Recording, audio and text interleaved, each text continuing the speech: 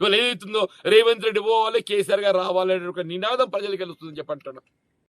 నిరుద్యోగ భవిష్యత్తు ఏమవుతుంది? మొదటి సంవత్సరం 2 లక్షల ఉద్యోగాలు అన్నారు, రెండో సంవత్సరం 1 లక్ష ఉద్యోగాలు అన్నారు, 3 లక్షలు పోయింది. వాళ్ళు అధికారికంగా ఏం చెప్తున్నారు? 60,000 అని చెప్పంటున్నారు. అసలు ఇచ్చింది ఎన్ని? 17,000. ఎక్కడికి వెళ్ళి ఎక్కడ పోతున్నామని చెప్పంటున్నాను నేను. వీళ్ళ కాంట్రాక్ట్ అవుట్ సోర్సింగ్ ఉద్యోగస్తులు ఏదైతుందో వాడు ఉద్యోగం ఉంటుందో ఉడుతుందో తెలియని పరిస్థితి ఏర్పడని చెప్పంటున్నాను నేను. వీళ్ళ ప్రజలు ఏదైతుందో ఆనాడు 23 అంటే 10 సంవత్సరాలు పట్టిందా మార్పు కోరడానికి. ఇవాళ 2.5 సంవత్సరాలుగా మార్పు కోరుతున్నారు.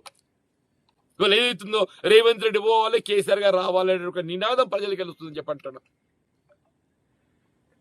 రేవంత్ రెడ్డి గారు పోవాలి, కాంగ్రెస్ పార్టీ మార్పు కావాలి, కేసీఆర్ గారు రావాలి, బీఆర్ఎస్ పార్టీ రావాలని చెప్పని ప్రజలకి వెళ్ళి నినాదం వస్తుందని చెప్పంటున్నాను నేను.